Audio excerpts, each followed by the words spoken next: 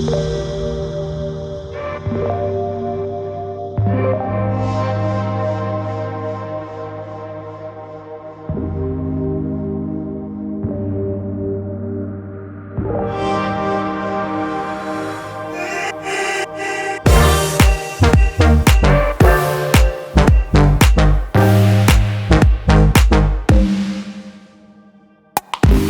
originally from the UK, but I lived in a few different countries growing up. I lived in America, the Netherlands, and I came to South Africa on a family holiday in 2008. I fell in love with the country when I visited here in 2008, so I actually decided to move to South Africa in 2010.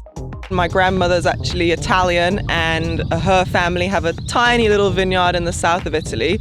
And that's what intrigued me a lot more, was where does the wine come from? Where does it grow? What does it look like? My first job in the wine industry was actually in a tasting room. So for me to start there was the best, because it's easy for you to taste the wine and kind of relate the flavors to what you taste in everyday life, which I was actually terrible at. I ended up talking too much to customers about wine and being very bad at serving people, because I just wanted to talk and explain too much about the wine. So I didn't have that kind of practical service side of me to kind of keep it kind of short. Then I started to get more and more interested in the growing side of winemaking. And that's when I started working at Reinecker Wines and Stellenbosch. I think the most important thing for me was just honestly tasting as much wine as I possibly could. I would get much more experience from being in the vineyards and out and about, and again, just tasting and learning from that aspect.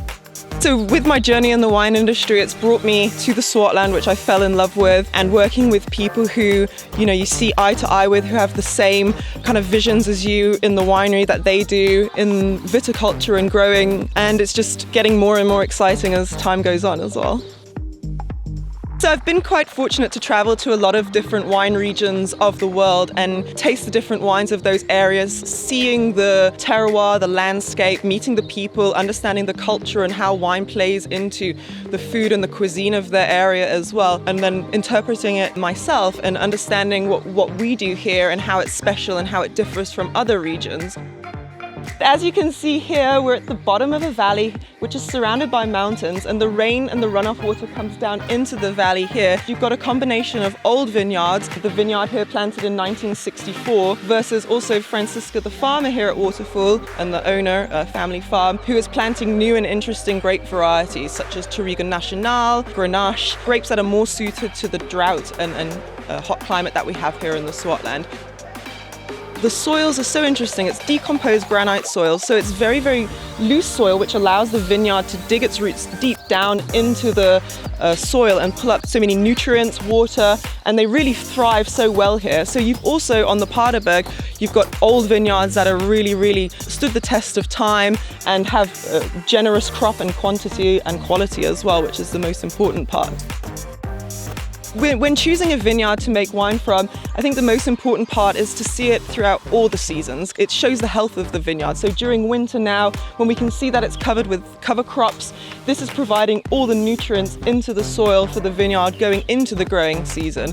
And then also that the farmers are taking care of their vineyards throughout the year, that it's just not a money-making scheme for them, that they're just trying to over-yield the vineyards in the summertime, that in the off-season you can drive to the vineyards and see that the farmer is taking care of the vineyard throughout the whole year as well. What makes for a good old vine? It will tell itself. The fact that the vineyard has got old says it all. It's going to be in a good location to thrive and stand the test of time through drought, through heat waves. So it is very much a labor of love, but you get very well rewarded with the quality of fruit from what you put in. I try not to force the wines in any direction. It's all about natural fermentation, so you want the yeast to thrive in the cellar without any additions at all. The day that you pick the grapes is also extremely important because you need everything in balance.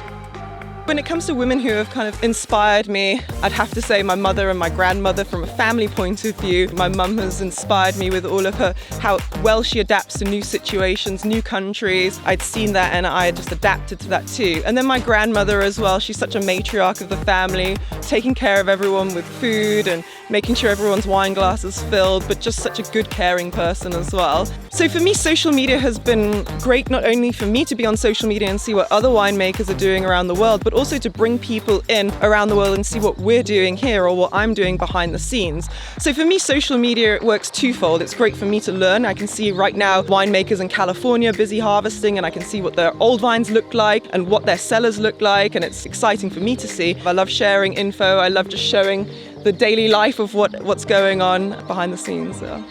Besides from wine, I really love art, but there wasn't the amazing galleries that there are now. So I thought, second to art, what do I like? I like wine. So I started to study winemaking.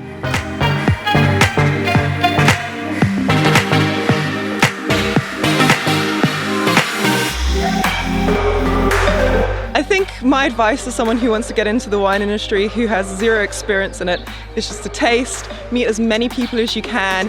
Don't be afraid to ask questions. That's the most important part as well. And then just get stuck in there, get your hands dirty, work in the winery, do the jobs that nobody else wants to do, because that's how you're going to learn. And then taste, buy as much wine as you can, because you're going to keep learning when you're tasting wine as well. If I was to describe myself in 3 words, only picking 3, it would be passionate, creative and dedicated.